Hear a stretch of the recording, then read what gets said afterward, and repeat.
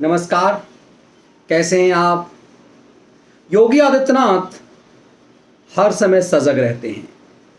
वैसे तो नुपुर शर्मा वाले मामले में किसी ने उत्तर प्रदेश की सीमा में कोई भी हरकत करने की हिमाकत नहीं की, लेकिन बाबा योगी आदित्यनाथ ने बुधवार की शाम उच्च अधिकारियों के साथ कॉन्फ्रेंस करते हुए ये सख्ती से अधिकारियों से कह दिया कि आप अपने क्षेत्र में यह संदेश भेज दें कि उत्तर प्रदेश की सीमा में यदि किसी ने भी भड़काऊ बयानबाजी करने की कोशिश की तो उसके खिलाफ सख्त से सख्त कार्रवाई होगी। दरअसल योगी आदित्यनाथ अपने पुलिस अधिकारियों को बता रहे थे कि ये उत्तर प्रदेश है, राजस्थान या महाराष्ट्र नहीं।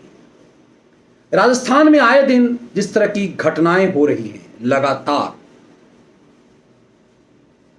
कन्हैयालाल वाली घटना ने देश को हिला कर रख दिया है। उसमें तो चूंकि अपराधी ने खुद वीडियो बनाया, अपना अपराध स्वीकार किया, उसके बाद अजमेर शरीफ हरा चादर वहां जाकर के देश के अलग अलग कोने से बॉलीवुड की नकल करते हुए लोग समर्पण करने जाते हैं। उस अजमेर शरीफ से भी पैगाम आया। वहां के खादिम ने नुपुर शर्मा की गला काटने वाले के लिए अपना घर गिफ्ट कर देने की बात करी। इतना ही नहीं, उस खादिम का चाचा और अजमेर शरीफ का सरवर ने उसने तकरीर करके जस्टिफाई कर दिया और सरकार चुप्पी लगाए बैठी रही। इन तमाम चीज़ों को देखकर, चूंकि वो अजमेर शरीफ है और बॉलीवुड के नचनिया गैंग हर फिल्म में अक्सर के सफलता का पैमाना तय करने के लिए वहाँ जाते हैं, अक्सर ये तथाकथित शताब्दी का सुपरस्टार भी जाता है अपनी बहू और वो फेल्योर बेटे को लेकर के, माथे पर हरा चादर लेकर के। शाहरुख खान, सलमान खान, आमिर खान से लेके पूरा बॉलीवुडिया गैंग जब वहाँ जाता है तो लोग नकल करने लगते हैं।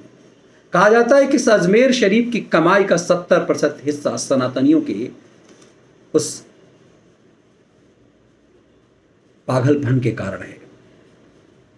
और वहीं पर उस खादिम के चचा ने, सरवर चिश्ती ने, जो अजमेर में उस संस्था का सेक्रेटरी है, उसके बयान सामने आए हैं कि किस तरह से उसने भड़काऊ बयानबाजी की।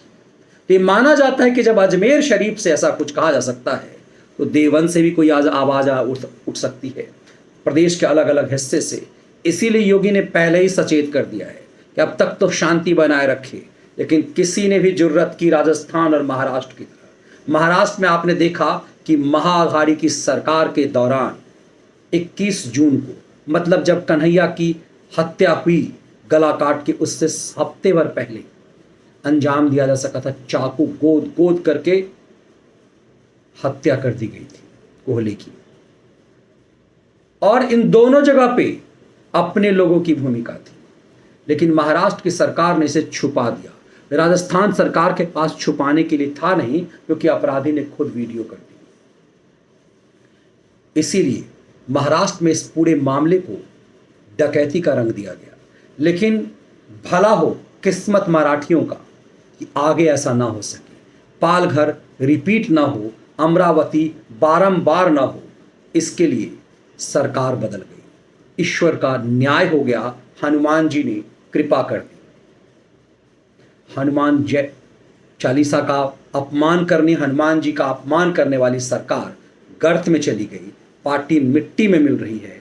और यही कारण है कि महाअघाड़ी की सरकार जाते ही जो सरकार आई है, शिवसेना और बीजेपी की, एकनाथ शिंदे की सरकार, उसने संकेत साफ कर दिया है कि भगवाधारी सरकार है और यहाँ पर हनुमान का अपमान करने वाले या किसी ऐसे अपमान करने वाले को बख्शा नहीं जाएगा।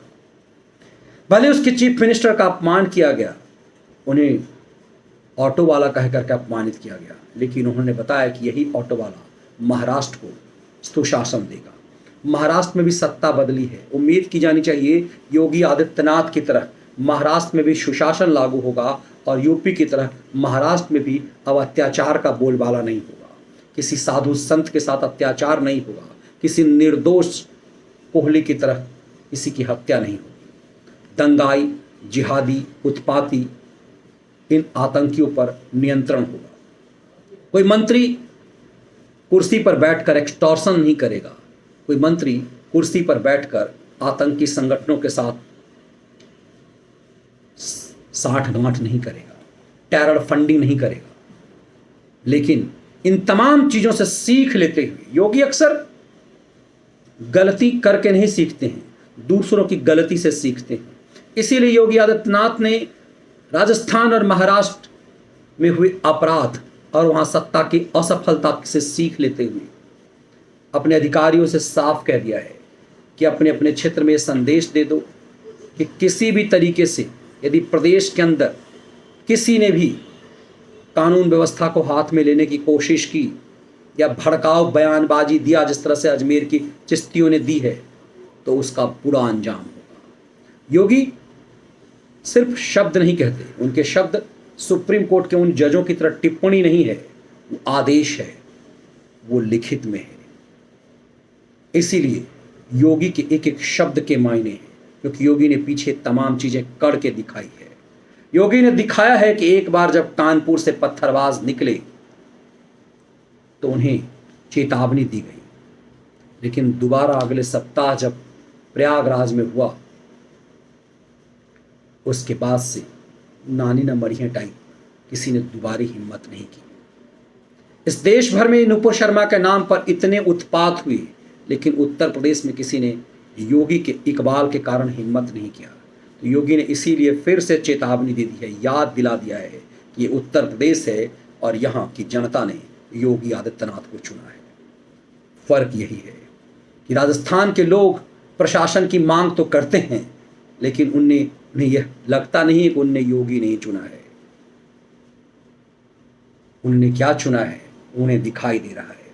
इसीलिए उनके प्रशासक को ना अजमेर में कुछ दिखाई दे रहा और ना ही दूसरे किसी प्रदेश शहर में,